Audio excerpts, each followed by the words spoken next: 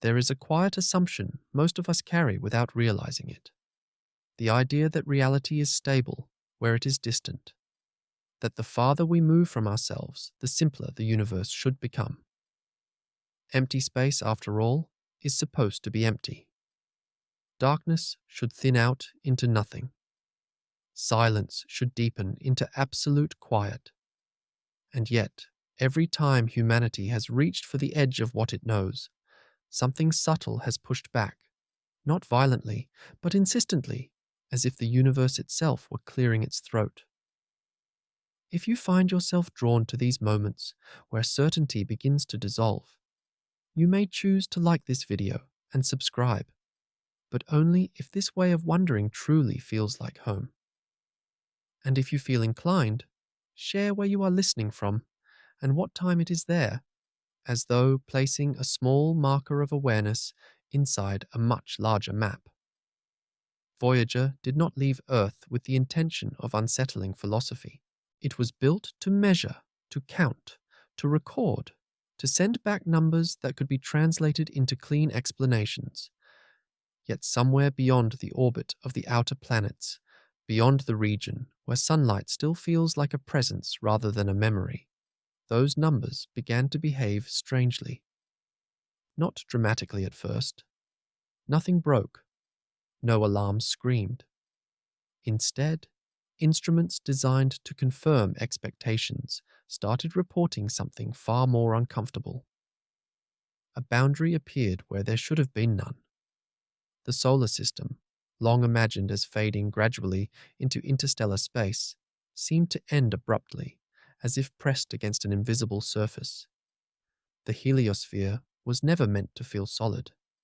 It was described as a bubble, a soft region where the solar wind slowly loses its strength, thinning until it merges with the interstellar medium. A gradient, not a wall. But Voyager's data told a different story. Plasma densities jumped sharply. Energetic particles behaved as though deflected.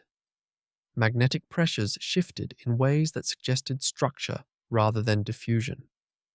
Space itself appeared to change character over a surprisingly short distance, as though one room had given way to another without a hallway in between. This was not the kind of discovery that inspires instant headlines. There was no single image to point to, no dramatic photograph of a glowing edge. What arrived instead was a creeping discomfort among scientists who had trusted their models. The transition was too sudden, too organized, too deliberate. The boundary behaved less like weather and more like architecture. And architecture implies intention, or at least constraint. Something shaping space from both sides. At that distance, Voyager was already more than a machine. It was a proxy for human perception, a fragile extension of our senses drifting through regions we would never touch. Everything we know about that boundary exists only because a few instruments happened to be oriented the right way at the right time, still functioning decades beyond their intended lifespan. Reality there is inseparable from observation. Without Voyager, the boundary would not merely be unknown. In a meaningful sense, it would not exist for us at all. The discomfort deepened when scientists realized how thin that boundary was. Compared to the scale of the solar system, it was almost negligible, like the skin of a bubble stretched tight. On one side, particles born from the sun streamed outward, hot and restless. On the other, ancient interstellar matter drifted slowly, indifferent to stars. And between them, a narrow region where forces met and reorganized themselves into something neither fully solar nor fully interstellar. A liminal zone, a place that belonged to no single domain. Boundaries like this raise questions that numbers alone cannot resolve. Why should nature favor sharp transitions at all? Classical intuition prefers smoothness, gradual change, continuity. Yet from atomic orbitals to event horizons, the universe repeatedly reveals edges that are not meant to be crossed gently. The heliopause began to feel less like an exception and more like a pattern. Another reminder that reality may be built from thresholds rather than expanses. As Voyager crossed this region, cosmic rays surged as though released from containment.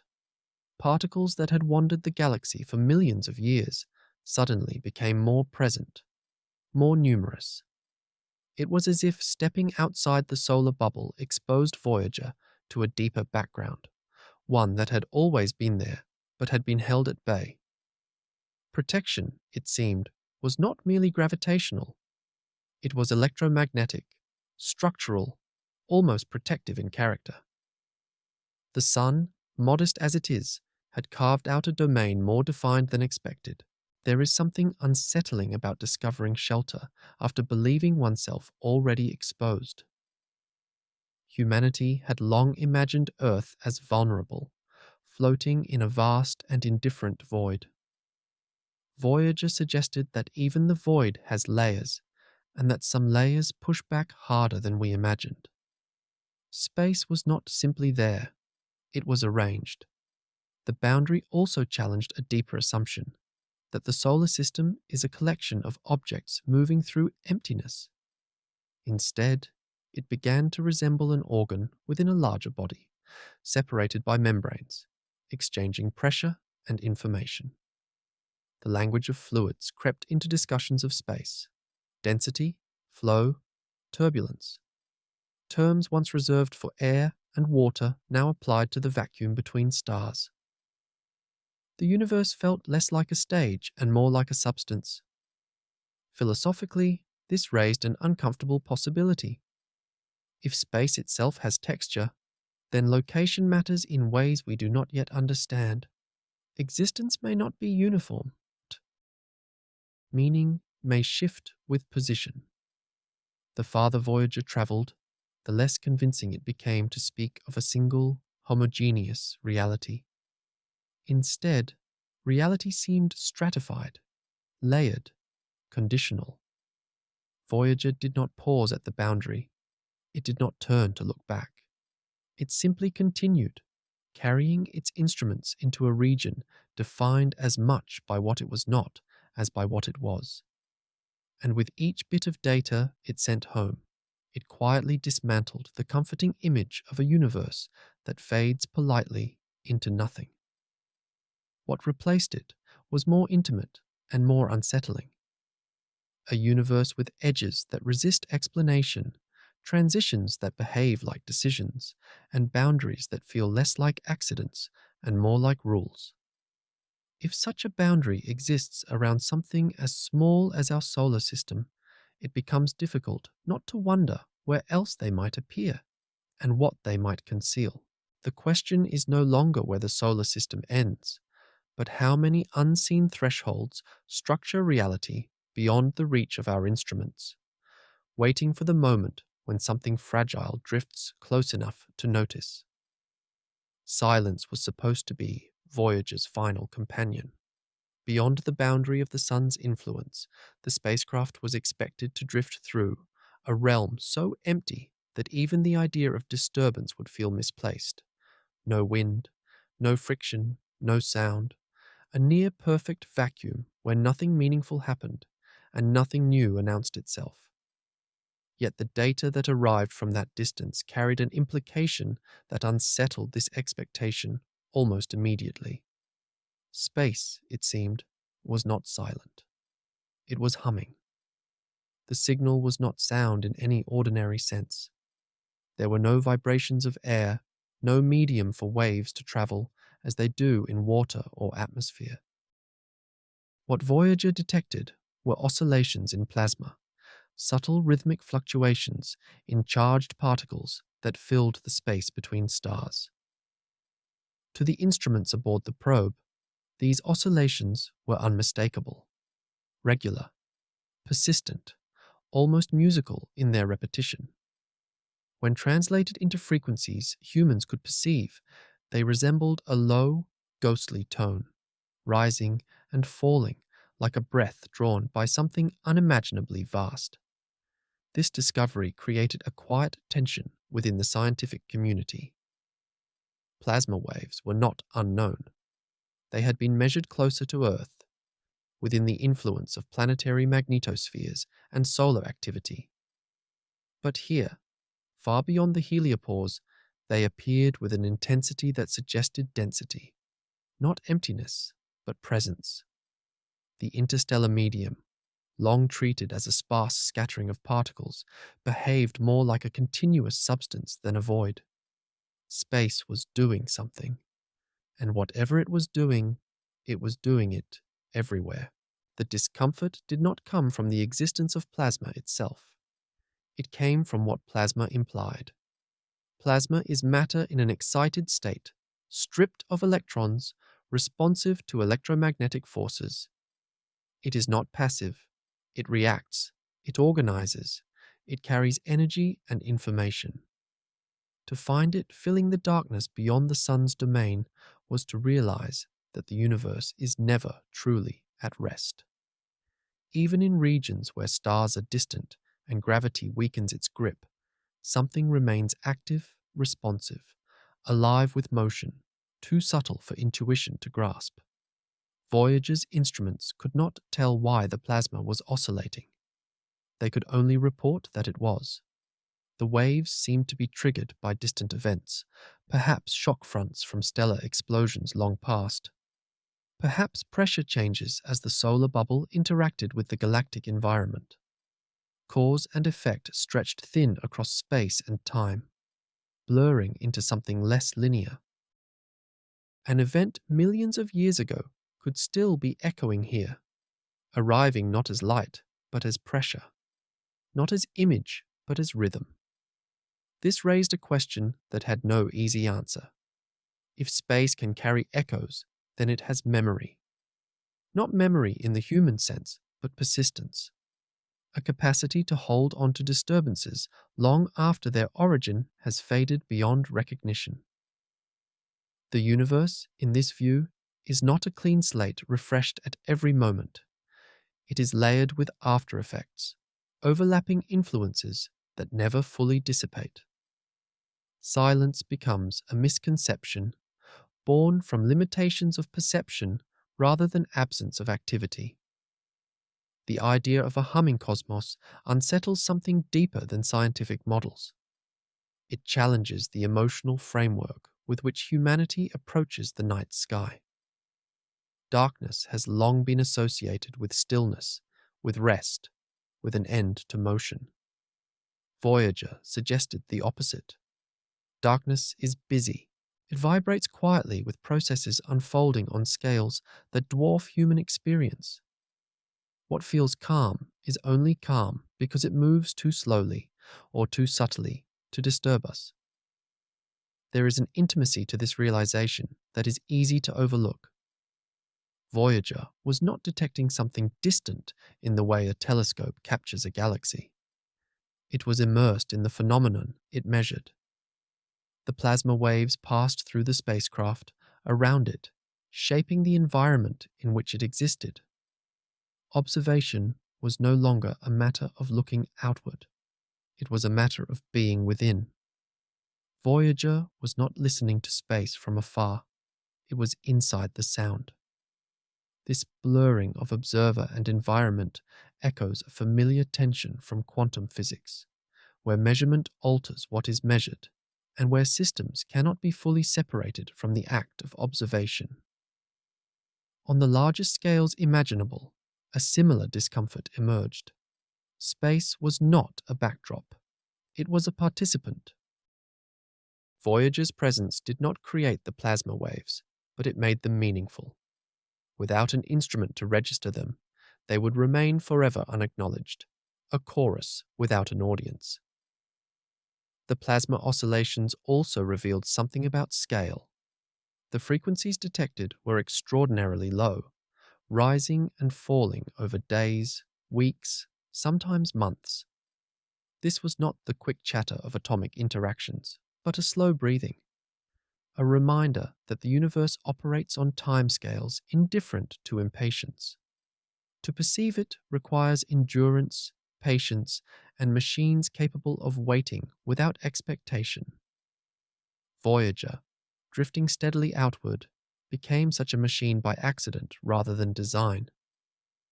As data accumulated, patterns emerged that resisted simple interpretation. The density of plasma fluctuated, suggesting that interstellar space is not uniform. There are currents, eddies, and gradients, shaped by magnetic fields that stretch across light years.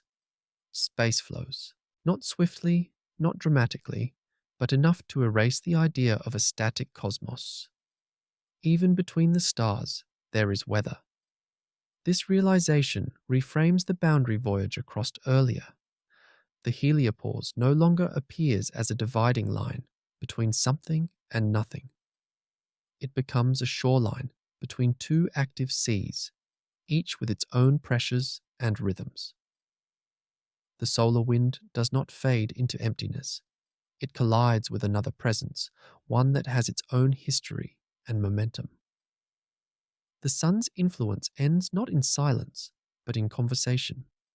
The implications extend quietly into philosophy. If space itself is dynamic, then emptiness is an illusion born of scale. What feels empty to a human mind is simply full of things that move too slowly, interact too weakly, or vibrate too gently to announce themselves. Reality becomes a spectrum of activity, not a binary between presence and absence. Nothingness recedes further into abstraction. Voyager continues its journey through this humming darkness, its instruments aging, its power diminishing, yet still capable of noticing the universe's faintest gestures. Each oscillation recorded is a reminder that the cosmos does not go quiet when no one is listening. It hums regardless, carrying echoes of events too distant to name, too ancient to remember. And as long as Voyager drifts within that rhythm, it remains unclear whether it is hearing the universe or whether it has become part of the sound itself. The moment Voyager crossed what scientists had defined as the edge of the sun's domain, something was supposed to change in a very specific way. Magnetic fields, those invisible geometries that shape charged particles and guide cosmic motion, were expected to twist, bend, and realign themselves. Inside the heliosphere, the sun's magnetic influence dominates, stretching outward with the solar wind, like threads pulled from a spinning wheel. Beyond it, the interstellar magnetic field should take over, oriented according to the vast, chaotic structure of the galaxy itself. A clean transition, a visible handoff. But that handoff never came. Voyager's magnetometer reported something quietly unsettling. The direction of the magnetic field on the far side of the heliopause was almost identical to the one inside. The lines did not rotate as expected. They did not snap into a new orientation. Instead, they continued, nearly aligned, as though nothing fundamental had changed. It was as if the boundary Voyager had crossed existed in density and pressure, but not in direction. As if two supposedly separate domains were stitched together along the same invisible grain. At first, this result felt like an error. Instruments that old were not meant to settle philosophical disputes. Calibration was questioned. Assumptions were revisited. Yet the data persisted. Over time, the conclusion became unavoidable. The sun's magnetic influence appeared to extend farther and more coherently than models had allowed. Or perhaps the interstellar magnetic field was not as independent as once believed. Either way, the distinction between inside and outside blurred. Magnetic fields are not objects. They have no surface, no mass, no edges in the ordinary sense. They are relationships, expressions of motion and charge woven into space itself.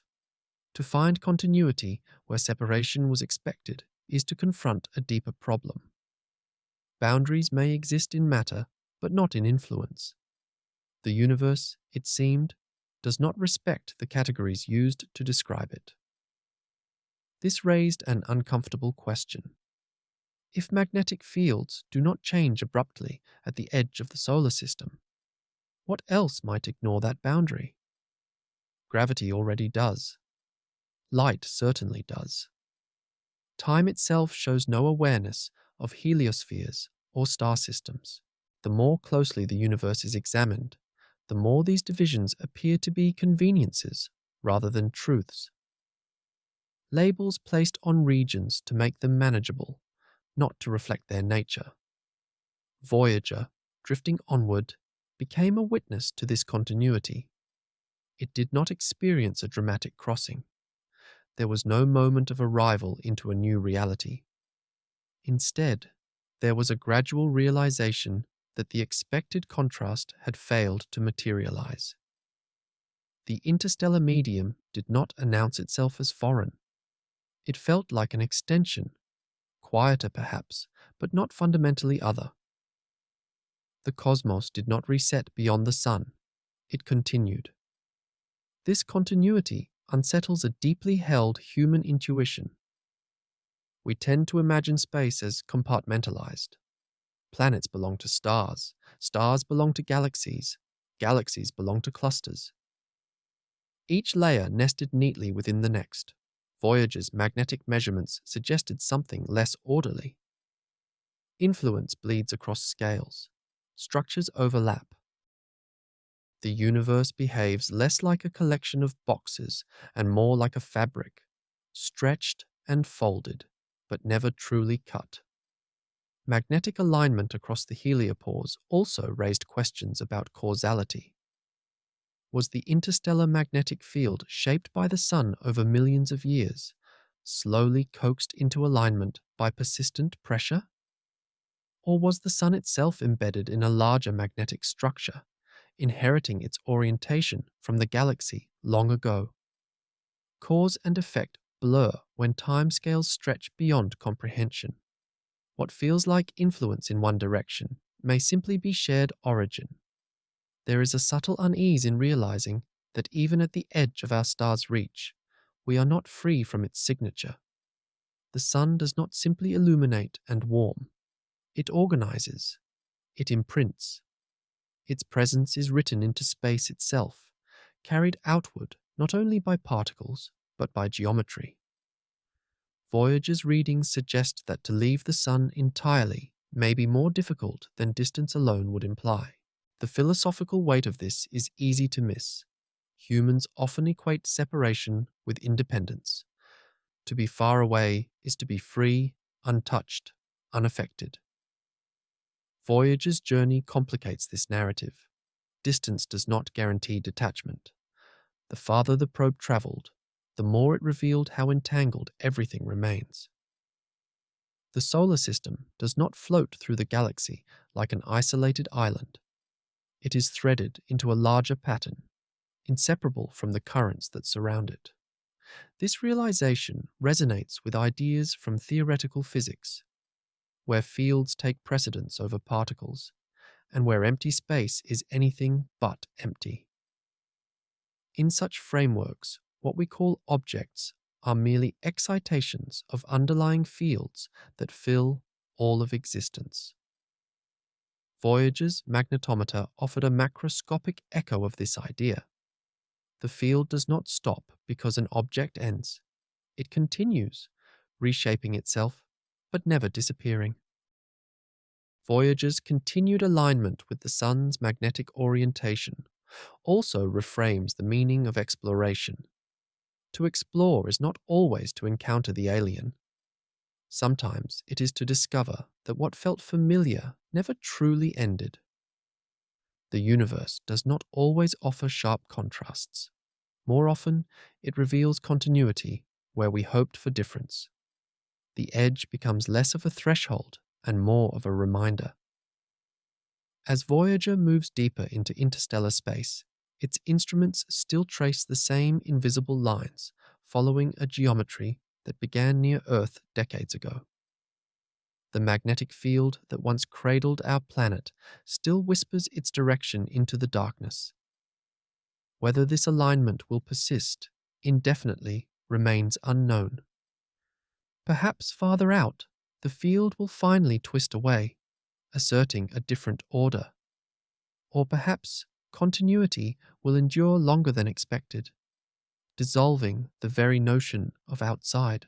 For now, Voyager drifts within a magnetic conversation that began long before it was built and will continue long after it falls silent.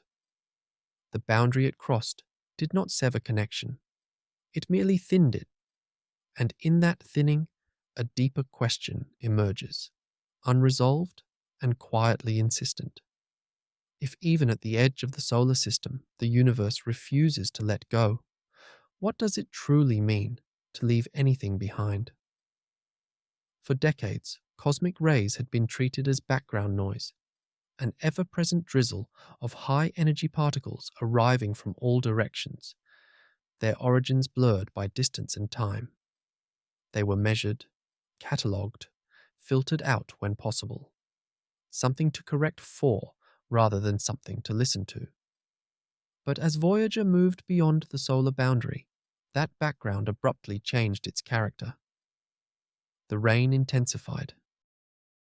Particles that had been partially held back by the sun's invisible shield arrived in greater numbers, carrying energies that felt almost confrontational in their persistence. The universe, it seemed, had stepped closer. Cosmic rays are not rays at all, but travelers. Atomic nuclei stripped bare, electrons accelerated to near-light speed, fragments of matter hurled outward by violent events that no longer exist in any recognizable form. Supernovae, collapsing stars, turbulent magnetic fields near black holes. Their sources are scattered across the galaxy, some perhaps across the universe itself. By the time they reach a small spacecraft drifting beyond the sun's influence, they have lost all memory of where they came from. They arrive anonymous, indistinguishable, carrying only energy and direction. Inside the heliosphere, many of these particles are deflected. The sun's magnetic field acts as a partial barrier, bending their paths, reducing their intensity. Voyager's instruments had measured this filtering effect for years. But once that protection thinned, the change was unmistakable. Cosmic ray counts rose sharply, not gradually, as though a gate had been opened rather than a curtain drawn back. The increase was not subtle. It was decisive. This surge carried an unsettling implication. The solar system, long imagined as an open neighborhood within the galaxy, revealed itself as sheltered. Not safe in any comforting sense, but buffered. The sun was not merely a source of light and warmth. It was a guardian of sorts, shaping the radiation environment of everything that orbited it. Beyond that influence, the galaxy asserted itself more forcefully, reminding Voyager that space is not neutral territory. Cosmic rays are difficult to interpret because they resist storytelling. They do not arrive with images or signals that can be decoded into narratives. They arrive as impacts, as counts, as disruptions. Yet in their very anonymity lies their philosophical weight. These particles are older than planets, older than life on Earth. Some began their journey before the sun existed at all. To detect them is to brush against deep time, not as an abstract concept, but as a physical encounter. Voyager's detectors recorded not just an increase in quantity, but a shift in composition. Higher energy particles became more common, suggesting that the spacecraft had entered a region more directly exposed to the raw output of the galaxy. The heliosphere, once thought of as a diffuse influence, now appeared as a meaningful filter, shaping what kinds of cosmic history could reach the inner solar system. Earth's radiation environment was not simply a product of the universe at large, but of its position within a layered structure of protection and exposure. There is something unsettling about realizing that the universe presses harder the farther one goes. Exploration is often imagined as a movement into emptiness, into quieter and more forgiving spaces. Voyager encountered the opposite. Beyond the sun's reach, the environment became harsher, more energetic, less accommodating to fragile structures. Space revealed a kind of indifference that felt active rather than passive. Cosmic rays also challenged simple notions of cause and effect. A particle detected by Voyager may have been accelerated by an event that occurred millions of years ago, in a region of space that has since transformed beyond recognition. The effect arrives long after the cause has ceased to exist. Time folds in on itself. Past violence manifests as present pressure. The universe does not forget quickly. This persistence invites a quiet philosophical discomfort. If the cosmos carries the echoes of ancient catastrophes so efficiently, then history is never truly over. Events do not end, they disperse. Their consequences stretch outward, thinning but enduring, eventually brushing against instruments, bodies, thoughts that had no connection to the original moment. Cosmic rays become messengers without messages, reminders without context. Voyager's experience reframes isolation. To be alone in space is not to be untouched. Even at the edge of the solar system, the spacecraft is bombarded constantly by particles from elsewhere, shaped by forces far beyond its trajectory. The galaxy reaches in, particle by particle, asserting a presence that cannot be ignored. Solitude, it turns out, is permeable. This realization also unsettles the notion of boundaries. The heliopause had marked a transition in plasma density and solar influence, but cosmic rays paid little attention to that line. They surged past it as soon as the shielding weakened. Boundaries protect unevenly. They filter some influences while allowing others through. Reality once again refuses to be cleanly divided. In a subtler way, cosmic rays complicate the idea of information. They carry energy, but no readable intent. They are signals stripped of meaning, data without interpretation. And yet, their presence tells a story indirectly, a story of a galaxy that is active, violent, restless. A story of matter accelerated beyond moderation, flung outward until it becomes background. The universe communicates, but not in ways designed for comprehension. As Voyager continues onward, its instruments remain vigilant, counting each impact, registering each surge. The spacecraft itself is slowly altered by this exposure. Electronics degrade, materials age. The act of observation comes at a cost. To know the universe more intimately is to be changed by it, sometimes irreversibly. Cosmic rays remind us that the universe does not simply allow observation. It imposes itself. It presses into detectors, into bodies, into awareness. The farther Voyager drifts, the less sheltered it becomes, and the more clearly this pressure is felt. Exploration is revealed not as a gentle uncovering, but as an exchange, where knowledge is gained only by enduring contact. And so, Voyager moves through a region thick with invisible travelers, each one a fragment of a story too large to reconstruct. The sun's protection fades behind it, and the galaxy's presence grows stronger ahead. Somewhere within this steady bombardment lies a question that refuses to settle. If the universe is constantly reaching out, constantly arriving, can anything truly be said to be distant at all? Pressure is a concept that feels intuitive only because it usually announces itself through touch. Air presses against skin. Water pushes against lungs. weight settles into muscles and bones. Pressure is something felt, resisted, negotiated through matter.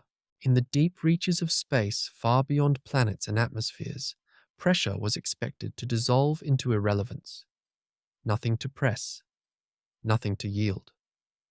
And yet, Voyager's instruments began to report something quietly contradictory. Even here, where emptiness was supposed to reign, pressure remained. The measurements were subtle, almost dismissible at first glance. A slight but persistent force exerted by the interstellar medium, detectable only through long observation and careful calibration. It was not the pressure of wind or fluid in any familiar sense. It was dynamic pressure, arising from the collective motion of sparse particles drifting through space. Individually insignificant, together they exerted influence. Space, once again, refused to be nothing. This realization unsettled a deeply held assumption.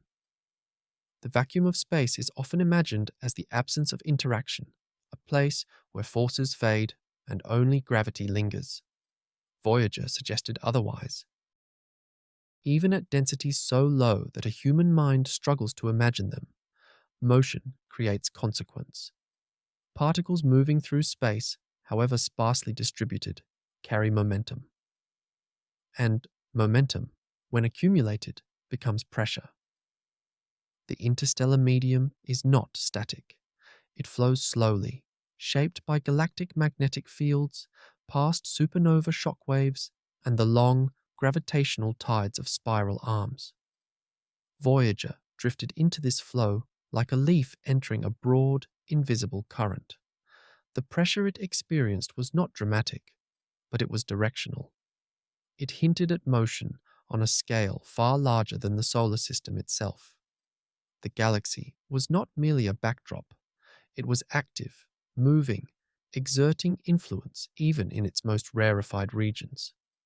This pressure complicated the idea of isolation. Voyager was not simply traveling through emptiness.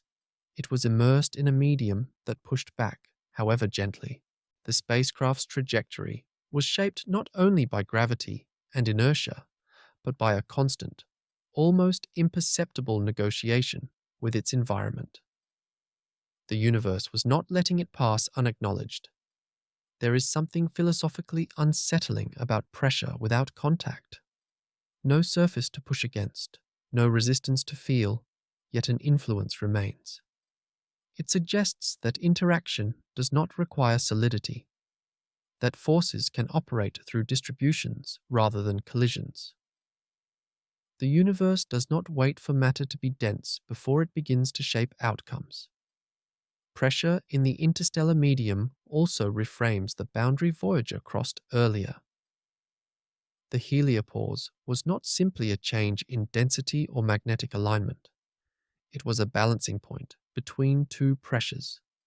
On one side, the outward push of the solar wind.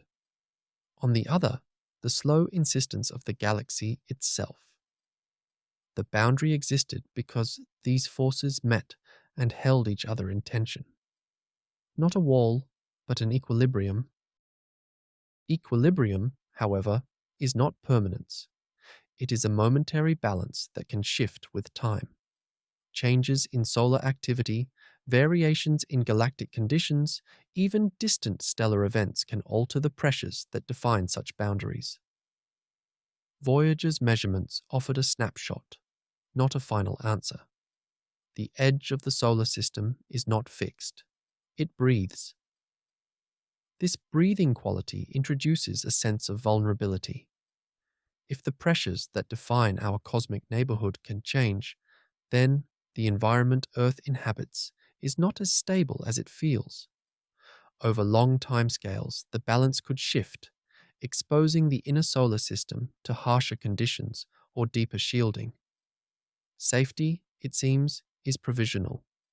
The idea that pressure exists everywhere also challenges how emptiness is used as a metaphor.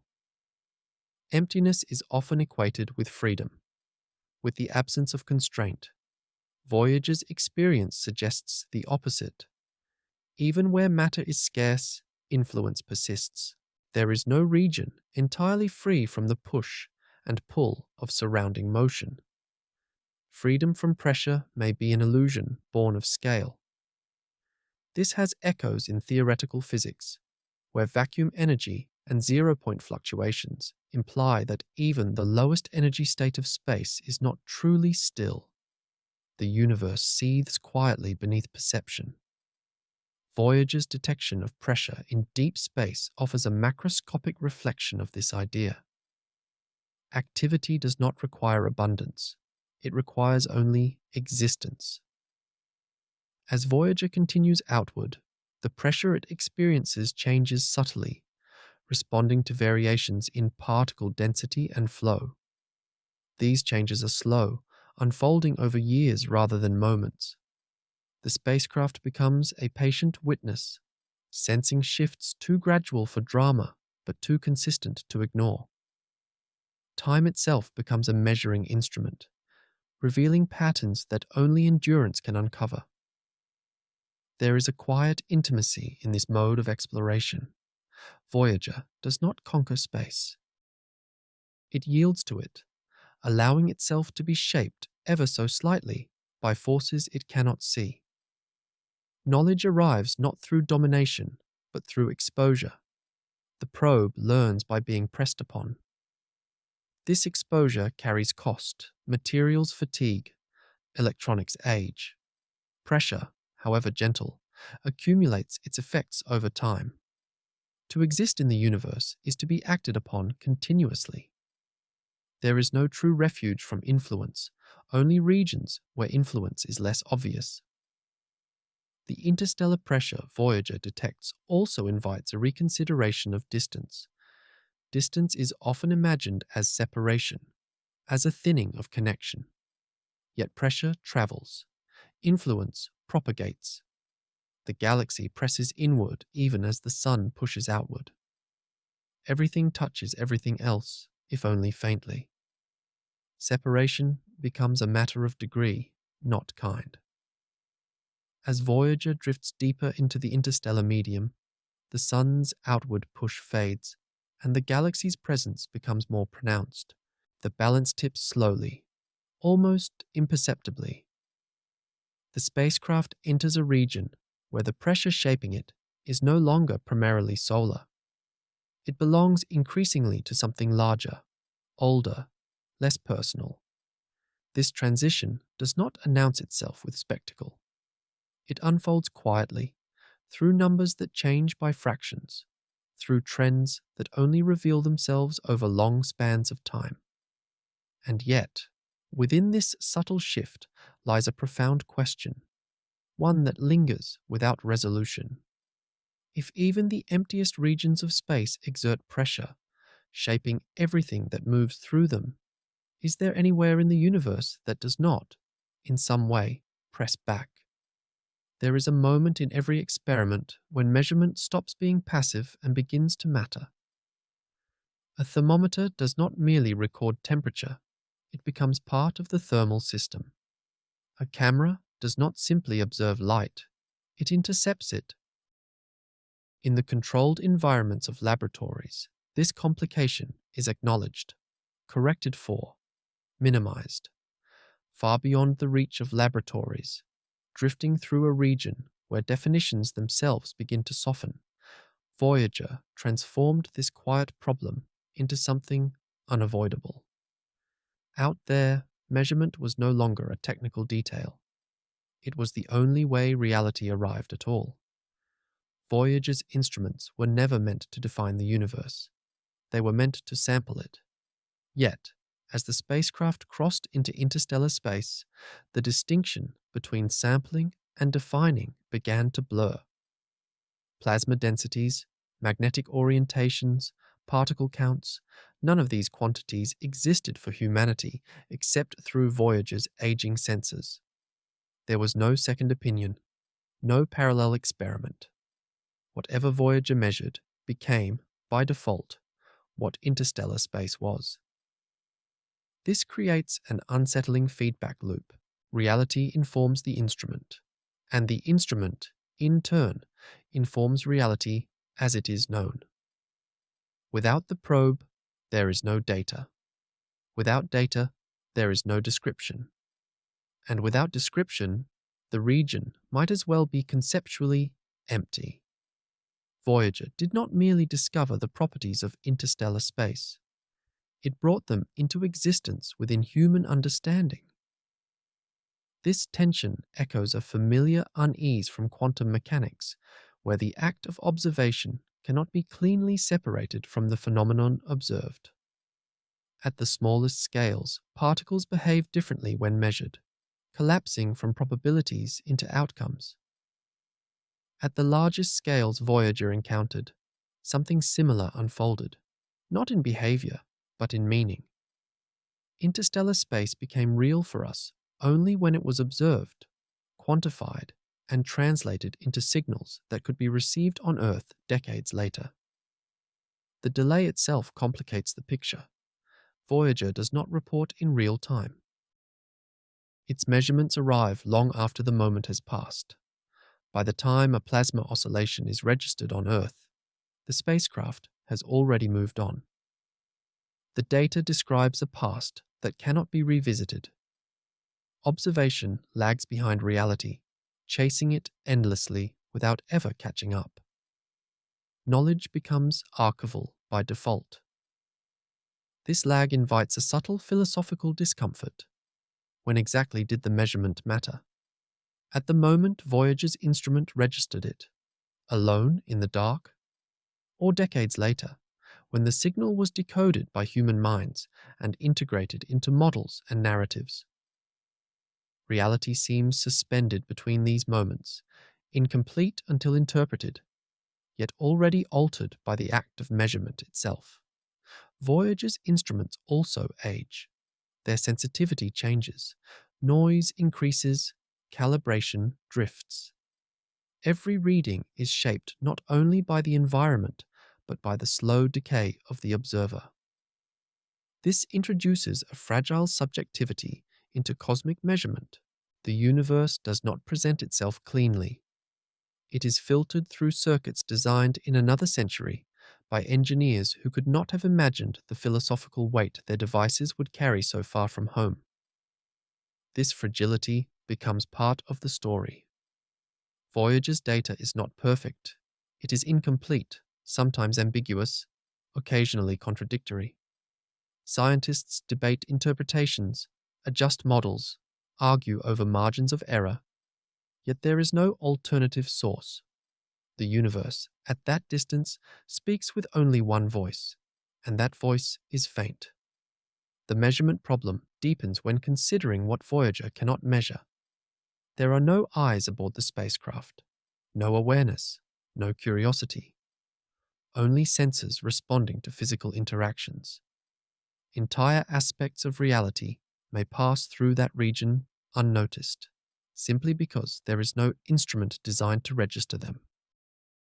Unknown phenomena remain unknown, not because they are rare, but because there is no way to ask the right question. This limitation reframes exploration. To explore is not to reveal everything. It is to choose what can be revealed. Voyager carries a particular set of questions encoded in hardware. It asks about particles, fields, waves. It does not ask about meaning or pattern beyond its sensor's reach. The universe answers only what is asked and remains silent on everything else. There is a quiet irony in this. Humanity often imagines the universe as withholding secrets. Voyager suggests a different possibility. The universe may be offering answers constantly, but only in languages we have partially learned to hear. Measurement becomes translation, not extraction, and every translation loses something. The act of measuring also imposes scale. Voyager detects phenomena averaged over time and space. Sharp events blur into trends. Singular disturbances dissolve into statistics. The universe appears smoother than it may truly be. What feels continuous may hide discrete events beneath the threshold of detection. Reality becomes rounded off by instrumentation, like a rough surface polished by limited resolution. This smoothing effect resonates with another uncomfortable idea. What if the universe itself behaves differently when unmeasured? What if sharp transitions, rare events, or subtle structures exist beyond observation, collapsing into something simpler only when probed? Voyager cannot answer this, but its limitations make the question difficult to ignore. As Voyager continues outward, its power supply weakens. Instruments are shut down one by one. The range of questions it can ask shrinks steadily. The universe does not change, but the conversation does. Measurement becomes selective out of necessity. Silence increases, not because space grows quieter, but because fewer ears remain open. Eventually, Voyager will measure nothing at all. Its instruments will fall silent, its transmitters powerless. At that point, the region it occupies will return to conceptual darkness, not because it ceases to exist, but because it ceases to be known. Reality will continue unmeasured, unreported, untouched by interpretation. This prospect carries an unsettling implication. Knowledge is temporary. Observation is fragile. The universe does not preserve its own descriptions. They exist only as long as observers do. Voyager's journey reveals not just the nature of interstellar space, but the precariousness of knowing anything about it. And so, the probe drifts on, measuring as long as it can, defining reality moment by moment through interaction.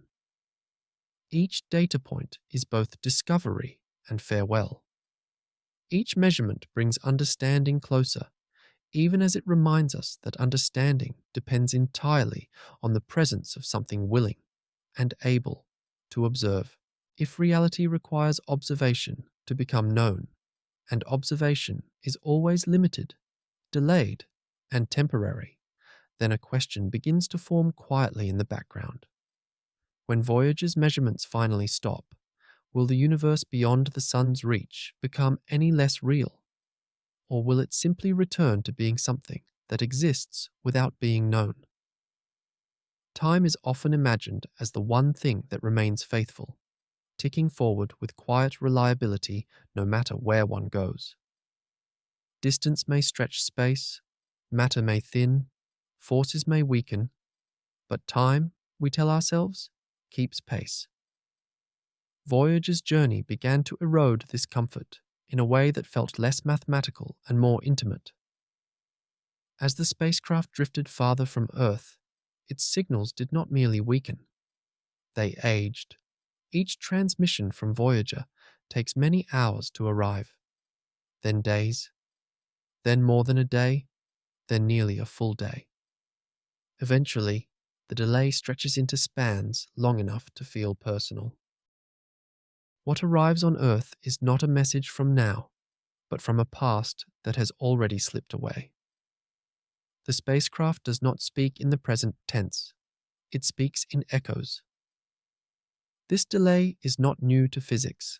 Light has always taken time to travel, but there is a difference between knowing this and feeling it. With Voyager, the delay becomes impossible to ignore. Engineers send commands knowing they will not be received until long after the moment has passed. When Voyager responds, its reply describes a state of reality that no longer exists. Conversation becomes impossible. Only correspondence remains. This creates a subtle fracture in the notion of simultaneity. Voyager and Earth no longer share a meaningful now. They inhabit different slices of time, connected only by signals that trail behind reality like long, thinning threads. What is happening to Voyager at this moment is unknowable, not because of mystery, but because of distance. Knowledge lags behind existence. The farther Voyager travels, the more this lag defines the relationship. Decisions made on Earth are based on outdated information. Adjustments are calculated for conditions that may have already changed. Control gives way to trust. The spacecraft becomes autonomous not by design, but by necessity. It moves through time differently, unaccompanied by immediate oversight. This separation invites a deeper discomfort. If time can desynchronize observers so completely, then the idea of a universal present begins to dissolve. What feels like now on Earth is already history for Voyager, and what is happening to Voyager now will not be known for many hours. Reality fractures into overlapping timelines, each valid, each incomplete from the perspective of the other. Einstein's theories predicted this kind of strangeness, but Voyager gives it weight. Relativity stops being an abstraction and becomes a lived condition. Time stretches not just mathematically, but emotionally. Waiting becomes part of the experiment. Knowledge acquires patience as a prerequisite. The signals themselves carry this temporal distortion. They weaken as they spread, diluted across expanding space. By the time they reach Earth, they are so faint that massive antennas are required to detect them. What arrives is not a clear voice, but a whisper rescued from cosmic noise. Time erodes information as surely as distance does. There is a quiet cruelty in this erosion. Voyager continues to measure, to observe, to exist fully in its own present. Yet Earth experiences these moments only after they have faded. The universe does not allow observation to be immediate. Understanding always arrives late, shaped by what has already passed. This delay also alters how causality feels. Cause and effect are no longer neighbors. An event at Voyager happens, then waits in silence, traveling outward until it becomes known. The effect, awareness, lags far behind the cause. Reality unfolds first, understanding follows, breathless and behind. Over time, this gap widens into something more than inconvenience. It becomes a philosophical distance. Voyager lives in a future that Earth can never directly access. Earth responds from a past Voyager has already left behind. They are linked but never aligned. The universe, it seems, does not prioritize coherence. This misalignment resonates with another unsettling idea. If observation is delayed, then certainty is always provisional. Decisions are made without full information. Knowledge is always partial. The universe resists being known in real time. It reveals itself slowly, reluctantly, on its own schedule. As Voyager's power diminishes, the intervals between transmissions grow longer. Silence stretches. Each received signal feels more precious, not because it is informative, but because it is rare. Time itself becomes a resource, counted in dwindling opportunities for contact. Eventually, the delay will become absolute. Voyager will still exist, still move, still experience whatever it experiences, but Earth will no longer hear from it. Not because distance has become infinite, but because energy has become insufficient. The last signal will arrive as a message from a past that can never be updated. This prospect reframes the meaning of endings. Voyager will not stop existing when it stops communicating. It will simply slip beyond temporal reach. Its present will continue unobserved, unrecorded, unshared. The universe will carry on without synchronizing itself to human awareness. There is something deeply humbling in this. Time is not a shared stage upon which all events play out together. It is fragmented, localized, dependent on position and motion. Voyager teaches this not through equations, but through absence, through waiting, through silence that grows longer and longer. As the spacecraft drifts deeper into interstellar space, the sun becomes a distant memory behind it, and Earth becomes a voice from long ago. Voyager moves forward alone, carrying its own present with it, unreachable except through delayed echoes. And within that growing separation lies a question that time itself refuses to answer directly. If every observer lives in a different now, connected only by fading signals, then where, exactly, does the universe keep its present? Cold was supposed to be the final truth of deep space, beyond the reach of stars, beyond the spill of warmth that accompanies matter and motion. Temperature was expected to sink toward an almost absolute stillness, near absolute zero, a place where heat had finally exhausted itself. Voyager was sent into this darkness with that assumption quietly embedded in every expectation. And yet, the data returning from far beyond the sun's influence carried a contradiction that refused to settle. Space was not as cold as it was supposed to be. The measurements were not dramatic. There was no sudden flare of warmth, no hidden furnace waiting in the dark. Instead, there was a persistence of energy, a faint but undeniable thermal presence that lingered where models predicted near-perfect cold. Even in the interstellar medium, where particles are few and far between, energy remained distributed. Heat, it turned out, does not require abundance. It requires history. Part of this warmth comes from radiation that fills the universe uniformly, a quiet afterimage of a much hotter beginning.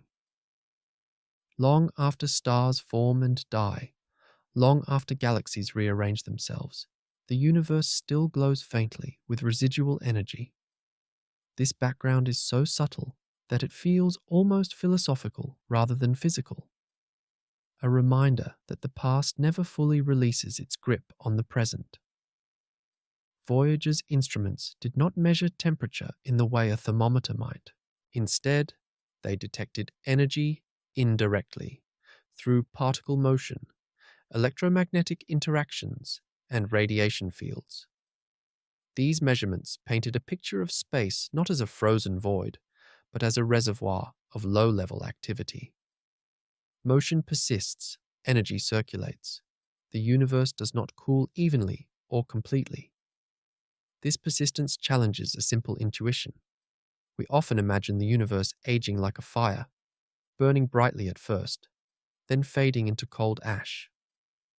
Voyager suggests a different metaphor. The universe cools more like an echo, never fully disappearing, always leaving a trace. Heat becomes memory rather than sensation. There is something unsettling about warmth without a source. On Earth, heat implies proximity, a fire, a body, a sunlit surface. In interstellar space, warmth has no clear origin.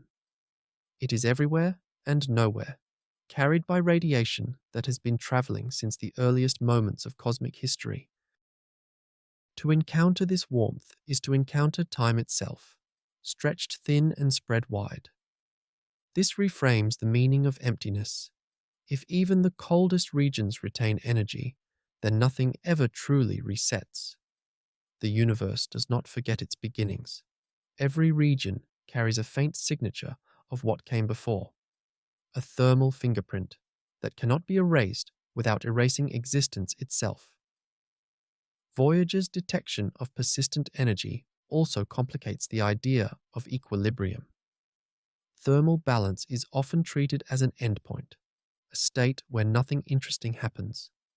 Yet the interstellar medium exists in a delicate, ongoing negotiation between cooling and heating processes. Cosmic rays deposit energy. Radiation carries it away. Magnetic fields redistribute it. The system never settles. It hovers. This hovering state invites a deeper philosophical discomfort. If the universe never fully cools, then it never fully rests. Motion continues, even if slowed beyond easy perception. Change becomes a matter of degree, not presence or absence.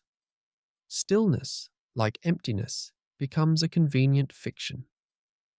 The warmth Voyager encounters is not enough to comfort.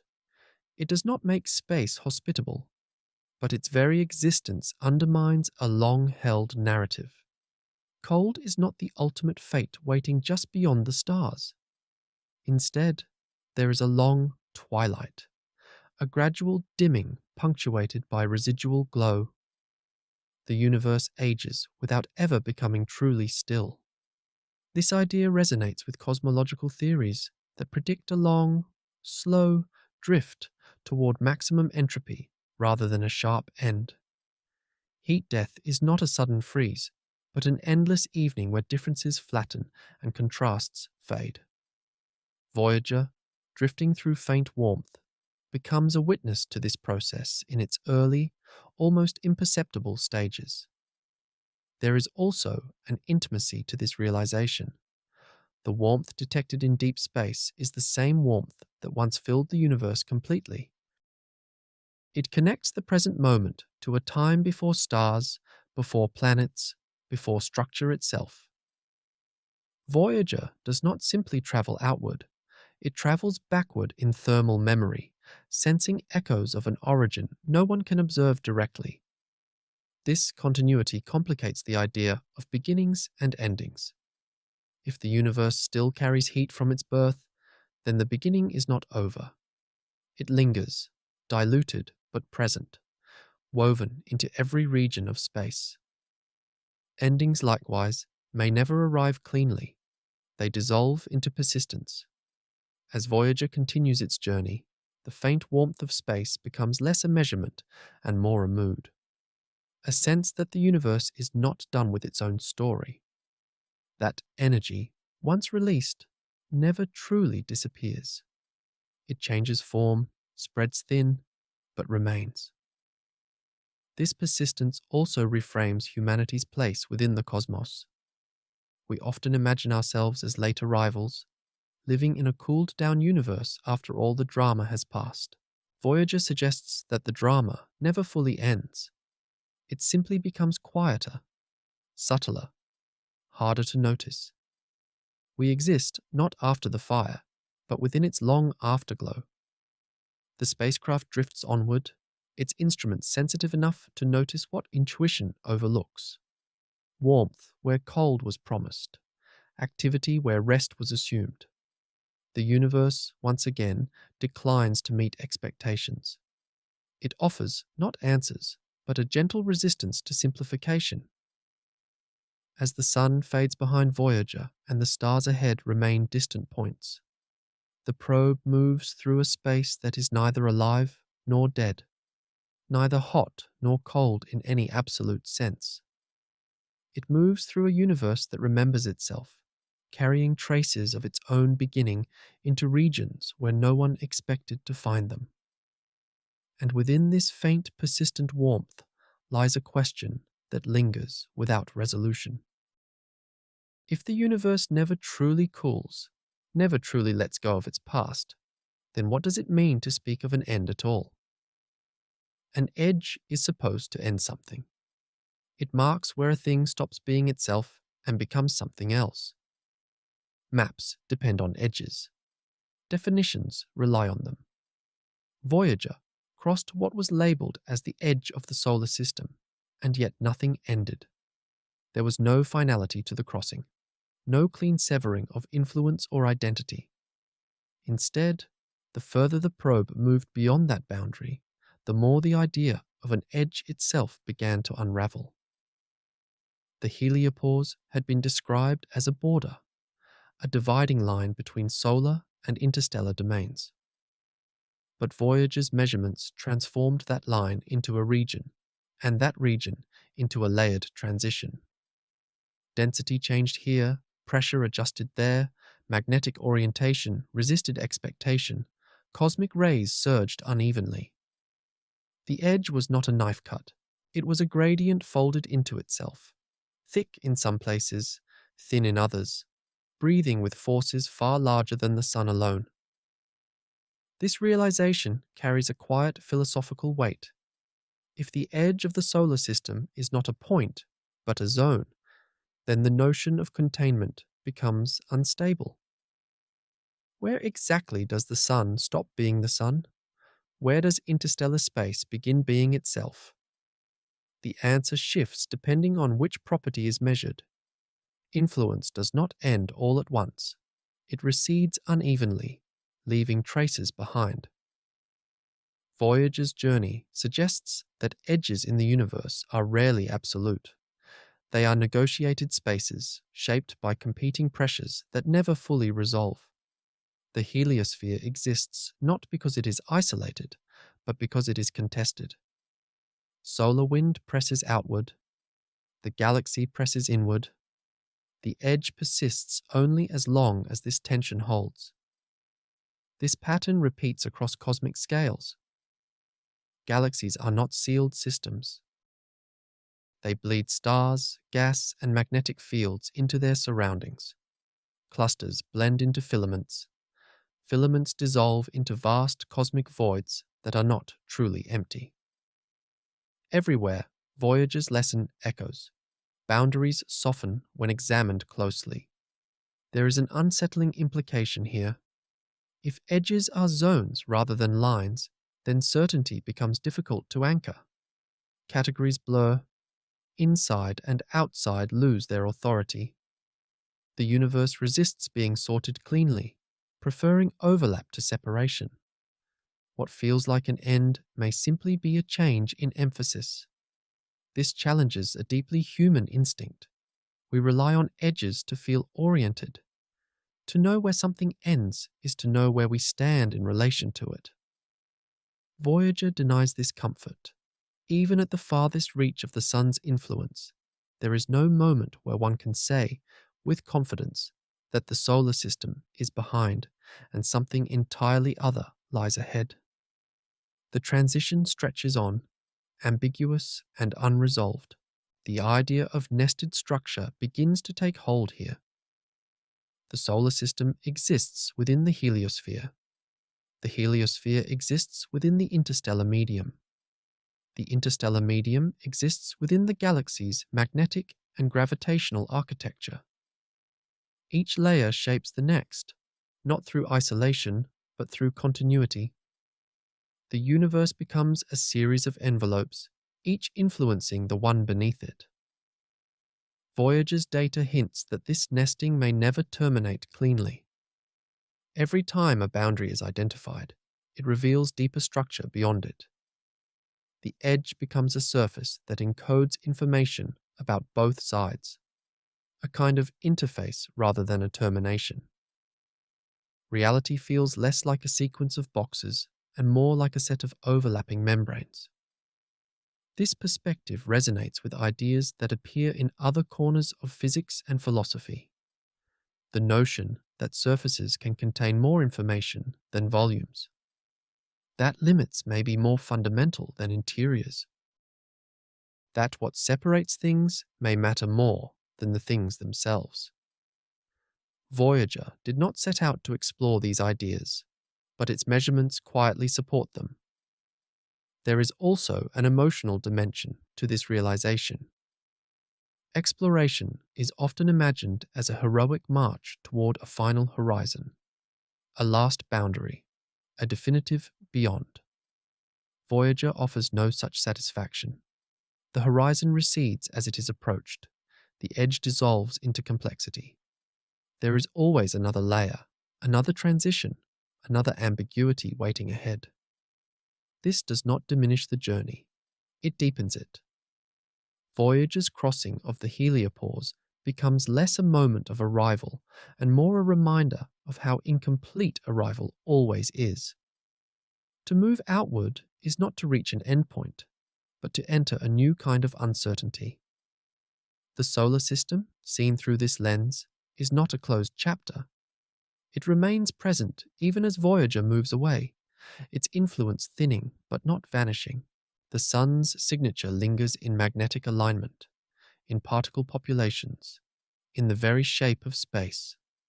Departure becomes gradual, asymptotic. Leaving is something that may never be fully accomplished. This reframes the meaning of distance itself. Distance does not erase connection, it transforms it. Influence weakens, but traces remain. The universe appears reluctant to let anything be entirely alone. Everything carries a residue of where it came from. As Voyager continues its steady drift, the idea of an ultimate edge becomes harder to sustain. Perhaps the universe does not have edges in the way we imagine. Perhaps what we call edges are simply places where our descriptions lose resolution, where language and intuition fail to keep pace with structure. The spacecraft moves on, crossing thresholds that refuse to announce themselves clearly. Each transition reveals not a new domain, but a deeper continuity. The solar system fades not into nothing, but into a larger pattern that had always been there, waiting to be noticed. And as this pattern unfolds, a question lingers, unresolved and quietly unsettling. If every edge dissolves into another layer, if every boundary opens into a broader structure, then where does the universe actually end? And what would it even mean to arrive there? Long before Voyager reached the outer silence, it was already carrying something heavier than instruments or fuel. Fixed to its frame was a message, fragile and deliberate, created not for success, but for possibility. The golden record was never meant to guarantee contact. It was meant to assert presence, a declaration that someone, somewhere, once existed and chose to speak into the dark. As Voyager moved beyond the sun's diminishing influence, the meaning of that object began to change. Near Earth, it was a symbol of optimism, even confidence. Far from home, drifting through regions where communication itself thins to a whisper, it became something else entirely. A memory released without expectation, a gesture severed from outcome. The golden record contains sounds, images, fragments of language and music, all compressed into a form that assumes a listener who may never arrive. It encodes greetings from dozens of cultures, heartbeats, laughter, storms, and songs. It presents humanity not as it truly is, but as it wished to be seen. Orderly, curious, capable of reflection. In this way, the record is not a mirror of reality, but a hope shaped into metal. What Voyager's journey reveals is how little that hope depends on reception. As the spacecraft crossed into interstellar space, the likelihood of encounter dropped not gradually, but effectively to zero. The galaxy is vast beyond intuition. The chances of another intelligence intercepting a small, silent object are vanishingly small. And yet, the message remains meaningful. This exposes a quiet paradox. Meaning is often tied to response. We speak to be heard. We write to be read. We signal to be acknowledged. The golden record resists this logic. It was sent knowing that no reply would likely ever come. Its value lies not in communication, but in expression. It exists because the act of sending mattered. Voyager's increasing isolation sharpens this paradox. The farther it travels, the less the record resembles a message and the more it resembles a relic. Not a relic of a lost civilization, but of a moment of self-awareness. Humanity paused, briefly, and chose to represent itself to an unknown future that might never arrive. There is something unsettling about this choice. To send a message without expectation is to confront the possibility of permanent silence. Voyager carries the record into regions where even the sun's influence fades, where time stretches, where signals weaken beyond recoverability. The message becomes untethered from any realistic hope of reception. And yet, it continues. This persistence reframes the act of communication itself. Perhaps communication is not always about exchange. Perhaps it is sometimes about alignment. A way of saying, this is what we were thinking when we knew we would not be heard. In that sense, The golden record is not addressed to an alien intelligence. It is addressed to the universe itself. The universe, however, offers no confirmation. It does not respond. It does not acknowledge receipt. Voyager drifts on, carrying its message through regions that do not register intention or care. Meaning exists only on one side of the exchange, and yet it exists fully. This one-sidedness resonates with something deeper in Voyager's discoveries. Again and again, the probe encounters phenomena that do not announce themselves for our benefit. Plasma waves hum without audience. Magnetic fields align without explanation. Cosmic rays arrive without context. The universe is expressive, but not communicative in any human sense. The golden record mirrors this asymmetry. It speaks into a cosmos that does not answer. There is also an irony embedded in the record's design. It assumes physics as common ground. Hydrogen transitions, mathematical diagrams, instructions etched into metal. It assumes that intelligence elsewhere would share not our culture, but our universe. That reality itself might be the shared language.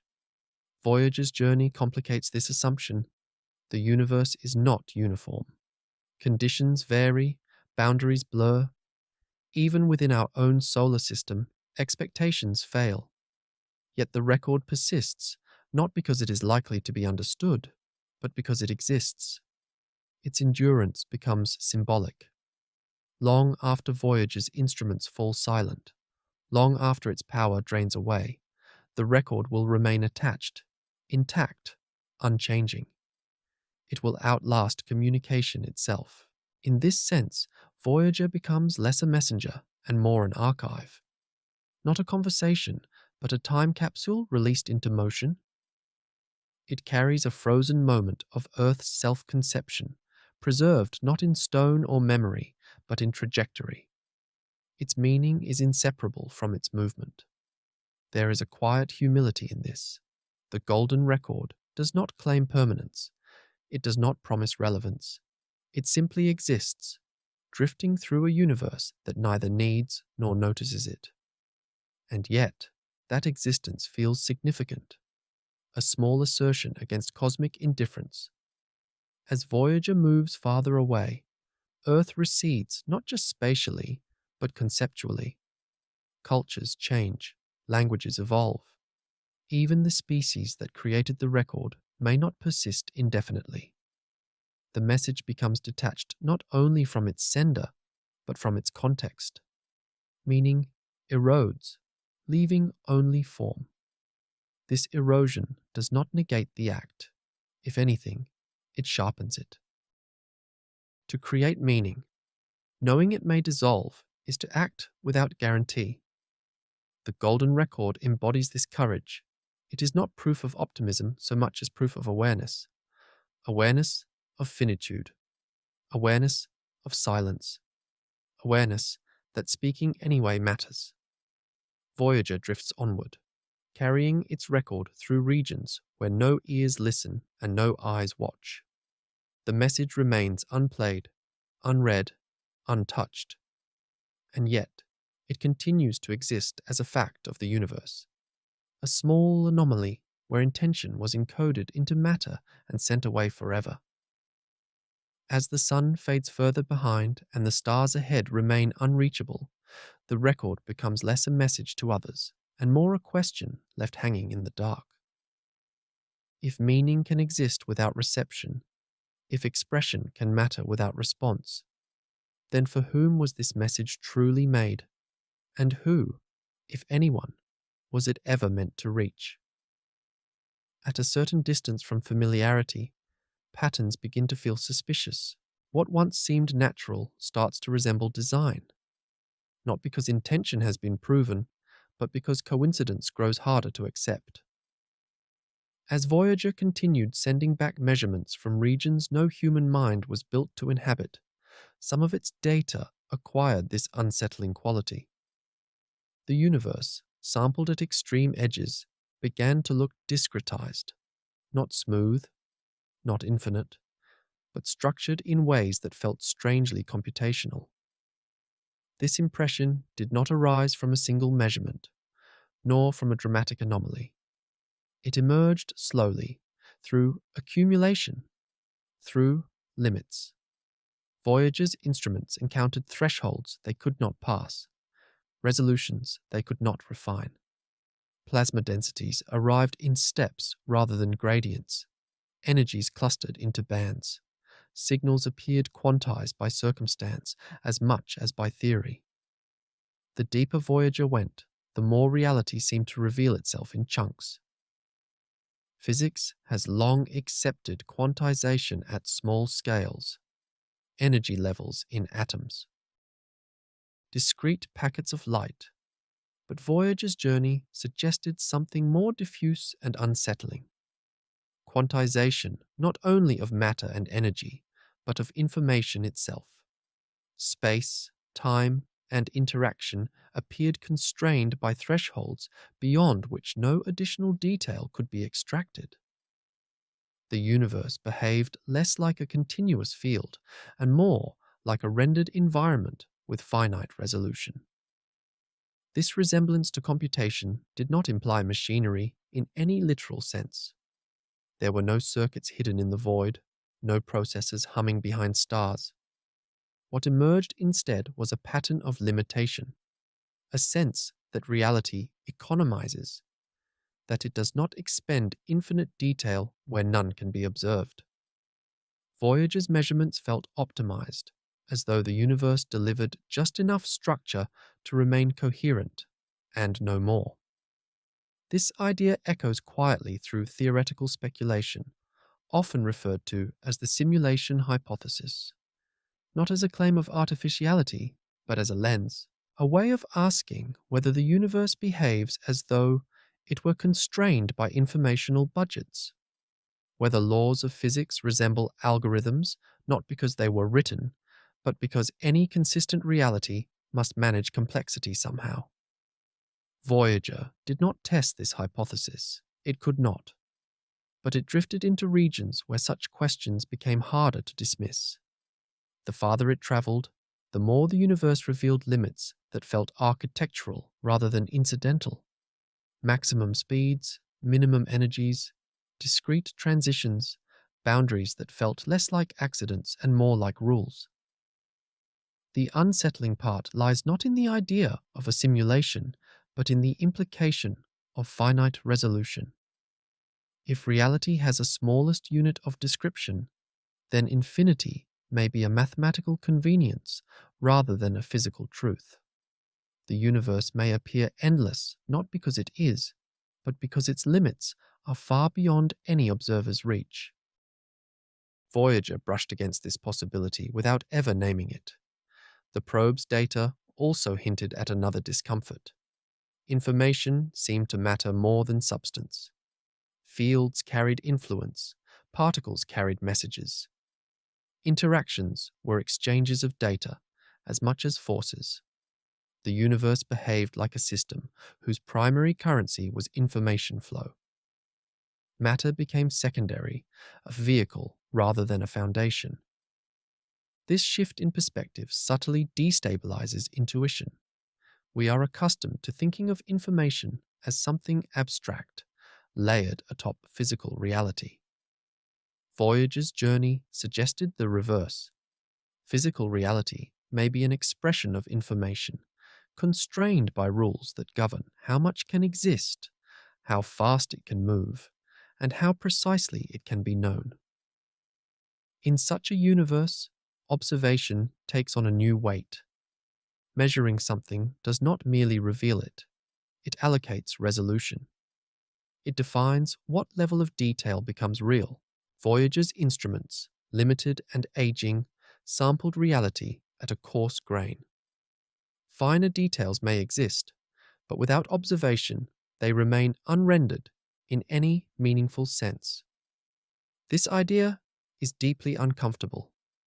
It suggests that the universe does not fully exist everywhere at all scales simultaneously. That some aspects of reality may remain undefined until interaction forces a decision. not because they are hidden, but because definition itself is conditional. Voyager's isolation intensifies this discomfort.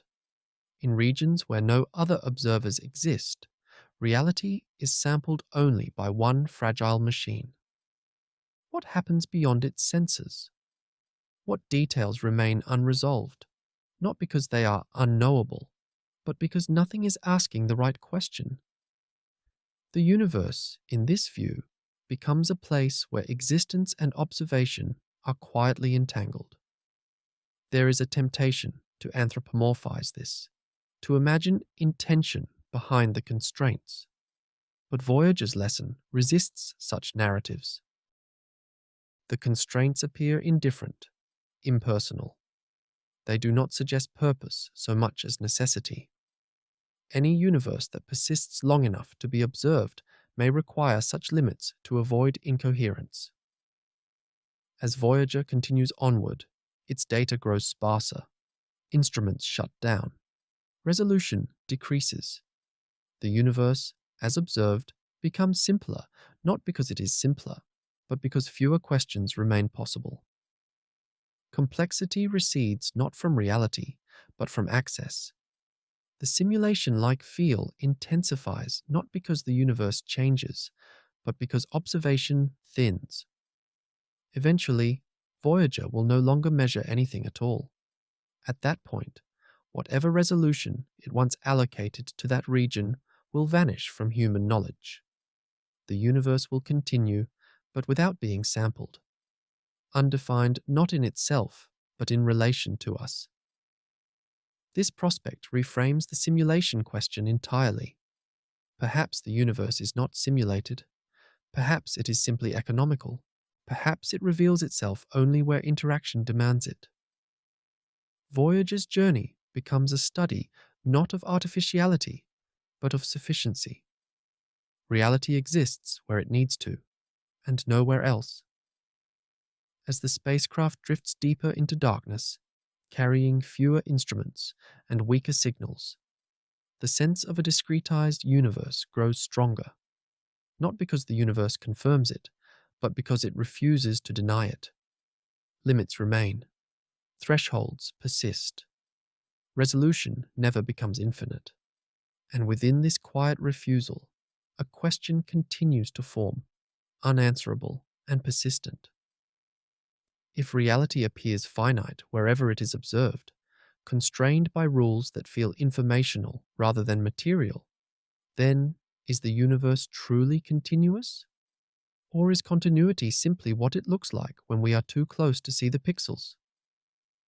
There is a quiet unease that settles in when depth begins to feel deceptive.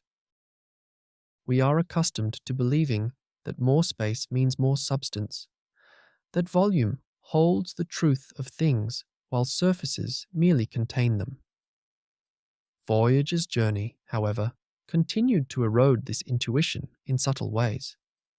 The farther the probe traveled, the more its data suggested that what matters most in the universe may not be what fills space, but what defines its boundaries. This suspicion does not arise from Voyager alone. It emerges from a convergence of ideas that begin to resonate more strongly the farther one drifts from familiar scales. In extreme environments, particularly around black holes, physicists have discovered that information about everything that falls inward may be encoded not in the volume beyond the horizon, but on the horizon itself. Depth collapses into surface. Interior becomes description. The universe, it seems, may be written on its edges. Voyager never approached a black hole, yet its discoveries echo this principle in a quieter register. The heliopause behaved less like a diffuse fade and more like a structured interface. Magnetic alignment persisted across a surface. Pressure balanced at a boundary. Information changed character abruptly at an edge. Again and again, it was the surfaces, the transitions, the interfaces that carried the most meaning. This begins to suggest a troubling possibility. Perhaps the universe does not store information the way intuition expects. Perhaps three-dimensional space is not where reality keeps its record. Perhaps what we experience as depth is a projection, an unfolding of something encoded more sparsely, more efficiently elsewhere. The holographic principle proposes something like this, not as metaphor, but as mathematical necessity. In certain models, the total information content of a region of space scales not with its volume, but with its surface area. The implication is difficult to absorb. Everything inside may be described by what happens at the boundary. The interior becomes derivative. If this is true, then Voyager's passage through boundaries takes on a new significance. Each transition is not merely a change in environment, but a change in how information is organized. The heliosphere's surface may encode the solar system's interaction with the galaxy. The boundary becomes the story, not the space it encloses. This idea destabilizes the comforting sense of immersion. We feel surrounded by space, embedded within it, convinced that reality extends outward in all directions with equal substance. The holographic suggestion undermines this feeling. It proposes that what feels like immersion may be interpretation, that the universe we experience is reconstructed locally from information stored elsewhere. Voyager's data does not prove this, but it creates a mood in which such ideas feel less absurd. When edges behave like objects and interiors behave like consequences, depth begins to feel negotiable. The universe starts to resemble a stage set, convincing from within, but supported by unseen scaffolding. There is an emotional resistance to this notion that is difficult to articulate. To accept that reality might be encoded on surfaces is to accept that what we perceive as vastness may be secondary. That infinity might be an illusion of perspective. That the universe economizes not just energy, but dimensionality. This resistance mirrors an older philosophical discomfort. The idea that appearances may not reflect essence. That what seems fundamental may be derivative. Voyager's journey resurrects this discomfort in a scientific register. The universe feels increasingly like something that is shown, rather than something that simply is. Consider how Voyager itself experiences space. It does not perceive volume. It registers interactions. Particles strike detectors. Fields influence trajectories. Waves oscillate. Everything meaningful happens at points of contact, at interfaces between the spacecraft and its environment. Voyager never encounters space as emptiness. It encounters it as surface after surface of interaction. This perspective blurs the distinction between observer and observed. If reality is encoded on boundaries, then observation is always an encounter with a surface.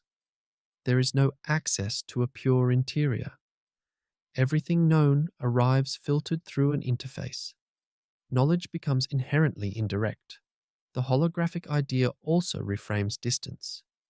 If information is encoded on surfaces, then moving deeper into space does not necessarily mean accessing more information.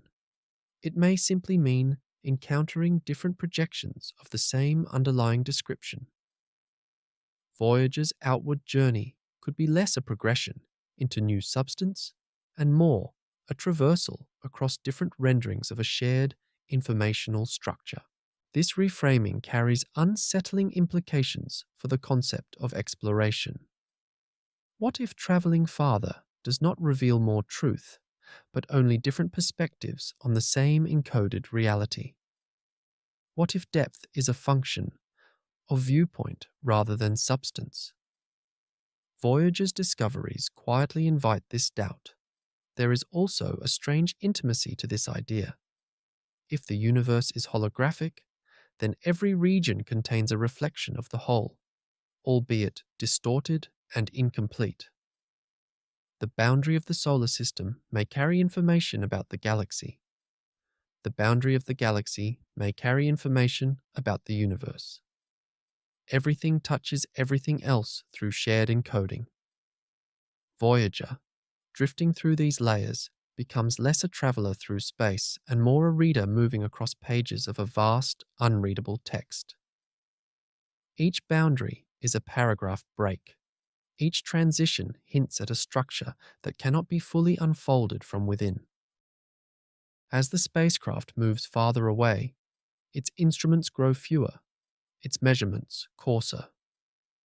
Yet the sense that reality is organized around surfaces does not diminish.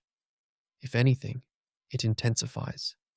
With less access to volume, surfaces become all that remain. Eventually, Voyager will drift beyond any region where its instruments can register meaningful interaction. At that point, from our perspective, it will cease to occupy space in any describable way. It will still exist, but without contact, without surface, without interface. The hologram will no longer render it. This prospect leaves a quiet, unresolved tension. If reality is encoded on boundaries, and boundaries require interaction to matter, then existence without interaction becomes strangely undefined. Voyager will persist, but only as an idea, not as a measurable presence. And so the question lingers, uncomfortably precise. If the universe is written on its surfaces, if depth is a projection rather than a foundation, then what exactly are we inside of? And where is the boundary that truly contains us? Loneliness is usually treated as an emotion, a condition of minds rather than matter. It belongs to psychology, not physics. And yet, as Voyager moved farther from every source of reinforcement, light, signal, interaction, the data began to suggest something quietly unsettling. Isolation in space behaves like a measurable state, not metaphorical, not poetic, physical. The farther Voyager traveled, the thinner its environment became. Particle counts dropped, interactions grew rarer. Events that once arrived in clusters began to space themselves apart. The spacecraft entered regions where minutes passed without a single meaningful encounter, then hours, then days. Space did not become empty all at once. It became sparse in a way that could be counted. Instruments recorded this sparsity as density, as interaction rate, as noise floor. But behind the numbers was a deeper implication. The universe does not only vary in energy and temperature, it varies in company. Some regions are crowded with interaction, others are starved of it. Voyager drifted into one of the latter, where existence unfolds with minimal acknowledgement. This scarcity has consequences. Processes slow, change becomes rare. Without frequent interaction, systems linger in their current states longer. The universe, in these regions, appears patient to the point of indifference. Time stretches not because clocks change, but because fewer things happen to mark its passage. There is something profoundly unsettling about this. On Earth, loneliness is alleviated by proximity, by the possibility of contact. In deep space, proximity itself dissolves. Distances expand beyond any intuitive scale. Even the nearest stars become abstractions, their influence reduced to faint radiation and occasional particles. Voyager's environment becomes a place where nothing reaches out. Yet even here, loneliness is not absolute. Cosmic rays still arrive. Plasma still hums faintly. Magnetic fields still thread through space. The universe never fully abandons interaction. It merely reduces it to a background murmur, a reminder that connection persists, even when it is barely perceptible. This gradation reframes loneliness as a spectrum rather than a binary. There are degrees of isolation, just as there are degrees of temperature or pressure. Voyager occupies a region low on interaction density, but not zero. It is alone, but not utterly. The universe keeps a minimal hold. The philosophical discomfort arises when considering awareness. Voyager does not feel loneliness. It has no consciousness to register absence. And yet, from our perspective, its condition mirrors something deeply human. To exist in a place where nothing responds, where every signal fades before it is answered, is to approach a kind of existential silence. This silence is not dramatic. It does not announce itself. It accumulates. Days without response. Weeks without variation. The environment becomes predictable precisely because it offers so little. Change ceases to surprise. In this way, isolation becomes a stabilizing force. The universe grows calm not because it is peaceful, but because it is uninterested. There is a strange symmetry here. Regions of high interaction are chaotic, turbulent, unpredictable. Regions of low interaction are quiet, orderly, almost serene.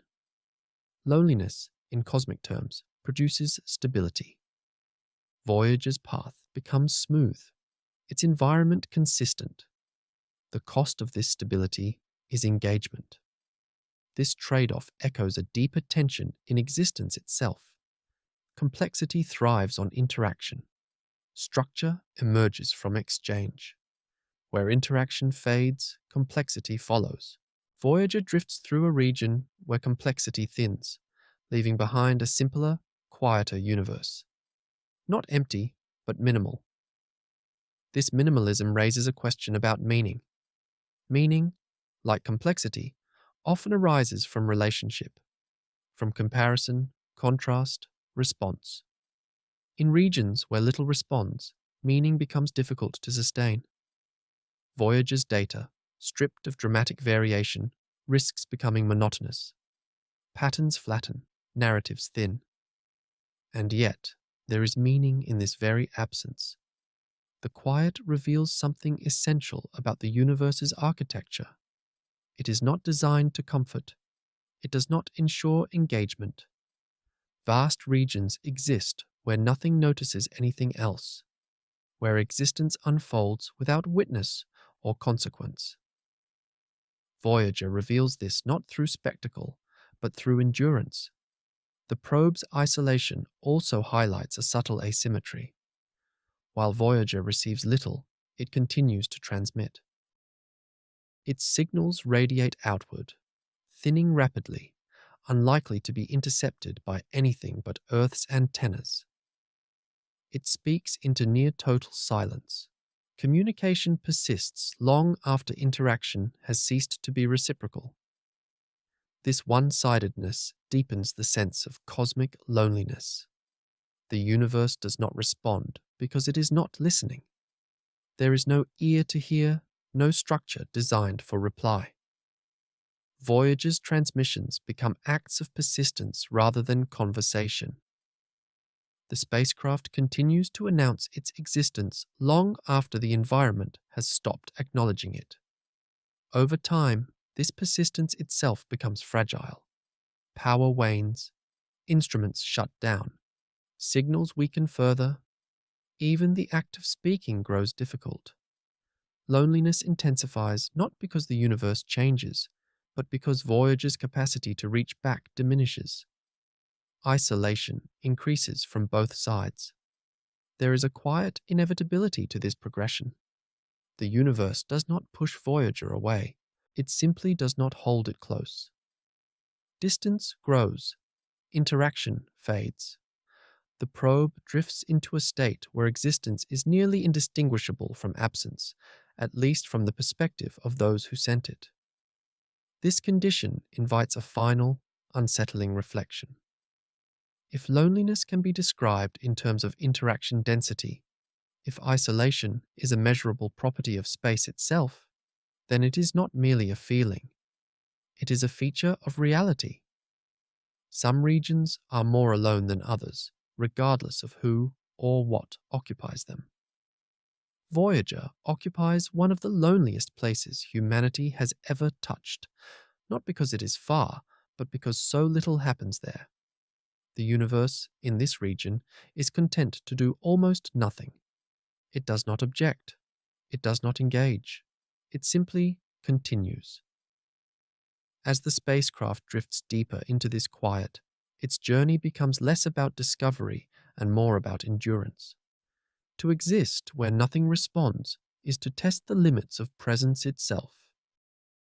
Voyager continues, not because the universe invites it, but because it does not forbid it.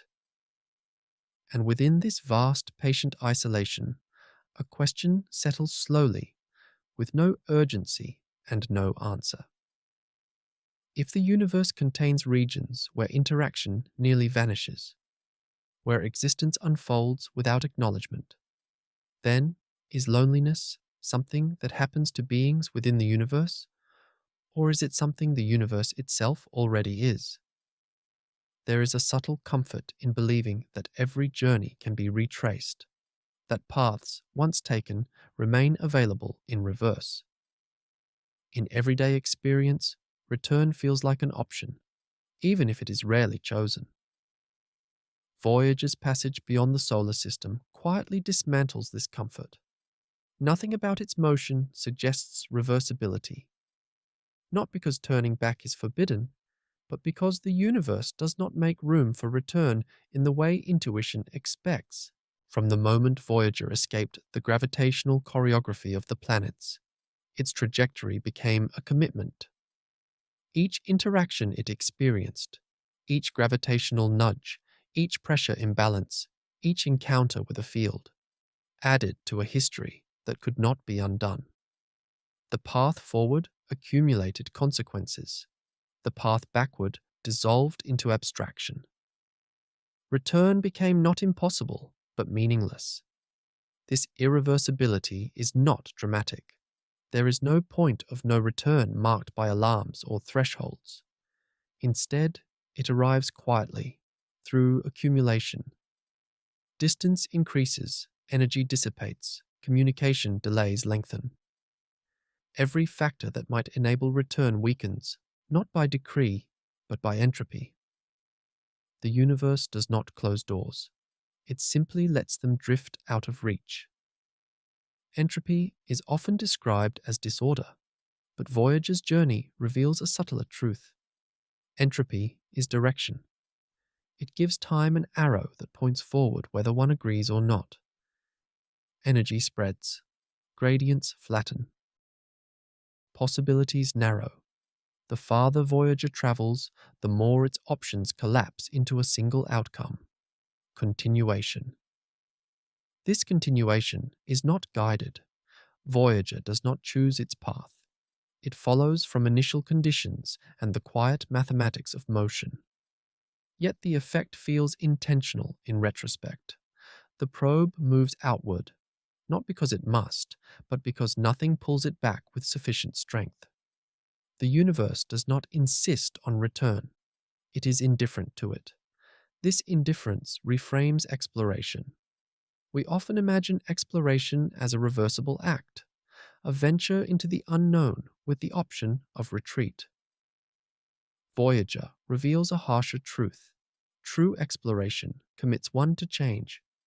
To know something new is to move past the possibility of not knowing it. There is no undo for understanding. Information itself participates in this irreversibility. Data gathered by Voyager cannot be unmeasured. Once known, it alters models, expectations, narratives. Knowledge moves in one direction only. Even if forgotten, it has already shaped decisions. The arrow of time runs through awareness as surely as it runs through physics. There is a quiet parallel here with life itself. Living systems move forward through irreversible changes. Growth replaces potential with actuality. Choices eliminate alternatives. Voyager's journey mirrors this biological truth on a cosmic scale. To leave the solar system is to grow beyond it, shedding the possibility of return. not through choice, but through consequence. As the spacecraft travels farther, even the idea of turning it around becomes symbolic rather than practical. Fuel is insufficient, power wanes, instruments age, the systems required for control degrade. Return is not prevented by a wall, but by time. The universe allows return only to those who act quickly, and Voyager has chosen patience. This patience carries a cost. Every year that passes reduces the spacecraft's capacity to respond. Commands sent from Earth arrive too late to matter. Situations change before instructions can be received.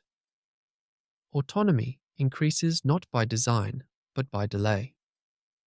The probe becomes a traveler beyond recall. There is something unsettling about this autonomy. Voyager moves through space without oversight, without correction, without expectation of rescue. It is free in a way that feels less like liberation and more like abandonment. The universe offers no mechanism for retrieval. What is released remains released. This finality is softened by slowness. Voyager does not vanish suddenly. It drifts, gradually, predictably. The end of communication will arrive not as catastrophe, but as a quiet failure to hear.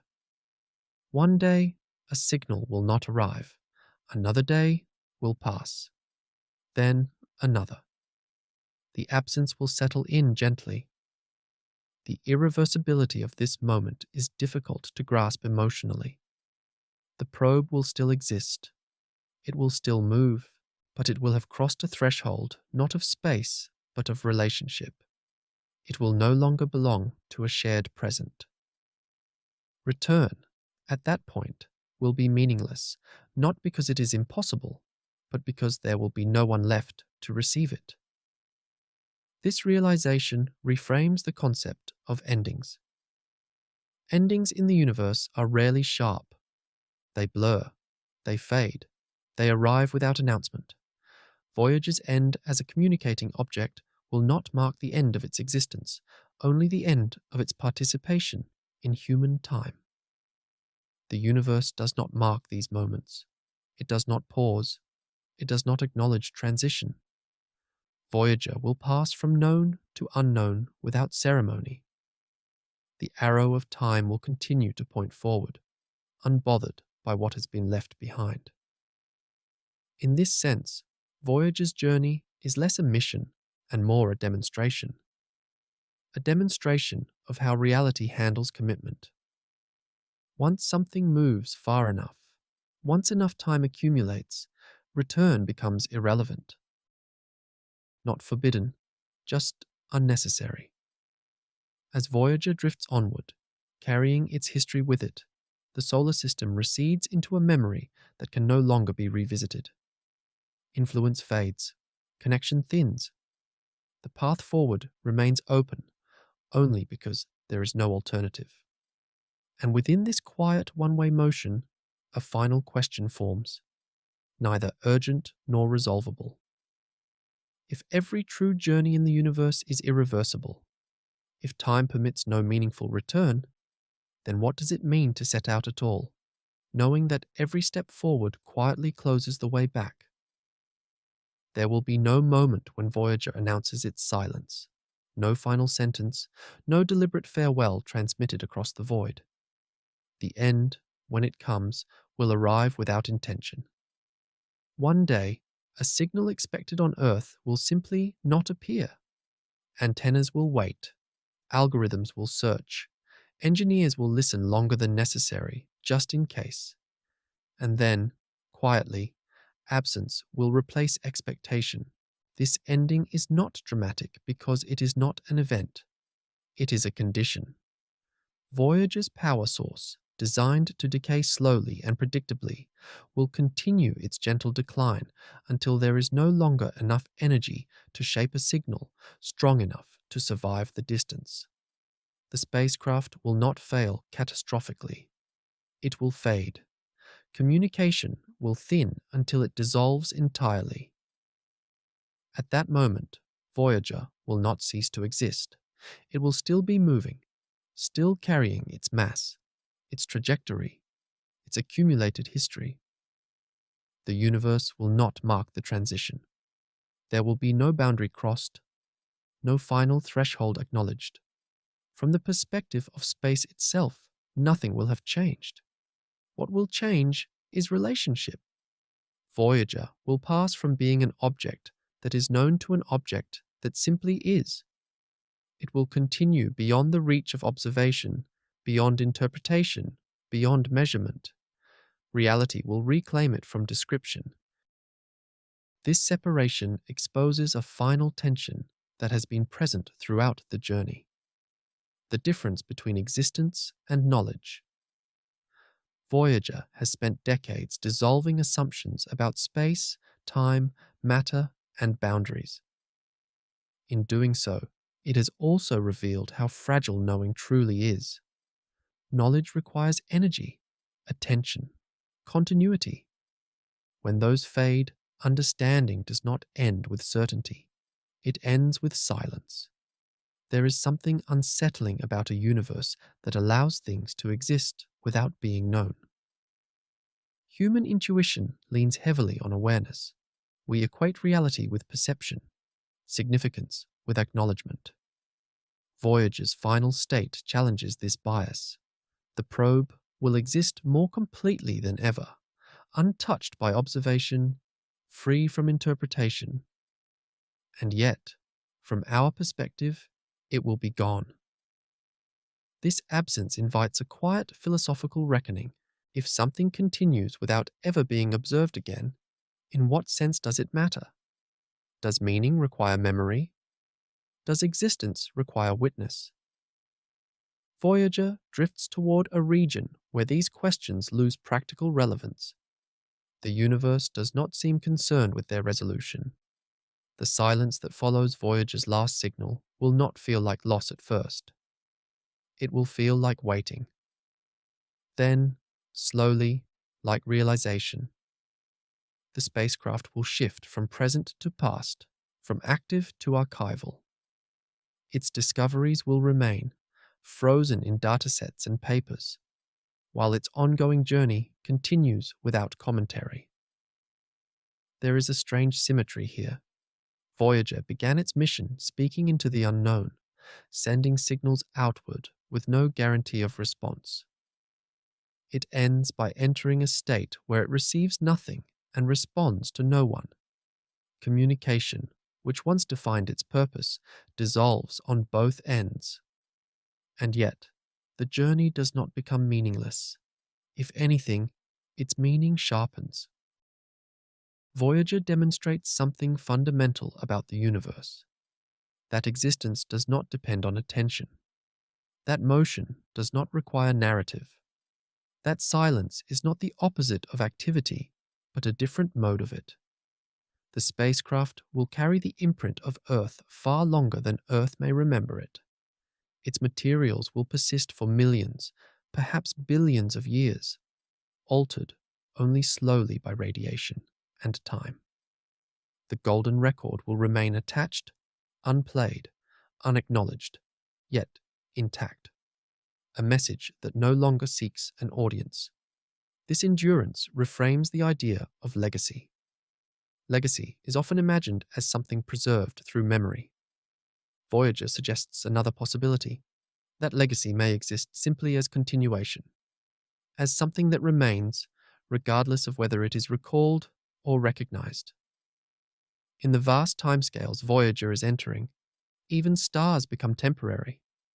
Galaxies rearrange, structures dissolve, yet the spacecraft will drift on, an artifact of a brief moment when a species chose to reach outward and did not look back, not because it expected success, but because it accepted uncertainty. There is no comfort offered at this stage of the journey. No reassurance that Voyager will be found, decoded, understood. The universe offers no such guarantees. What it offers instead is consistency. Motion continues. Time advances. Things that exist persist until they do not. The final silence of Voyager does not resolve the questions it raised. It intensifies them. Without new data, interpretation stalls. The mysteries remain open, suspended without conclusion. The universe retains its ambiguity. And perhaps this is the most honest ending possible. Not a summary, not a revelation, but a withdrawal of answers.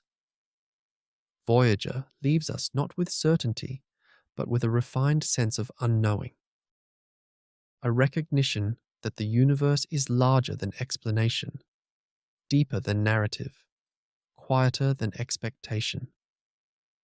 As Voyager drifts beyond the last edge of contact, it enters a state that requires no validation. It does not ask to be remembered. It does not insist on meaning.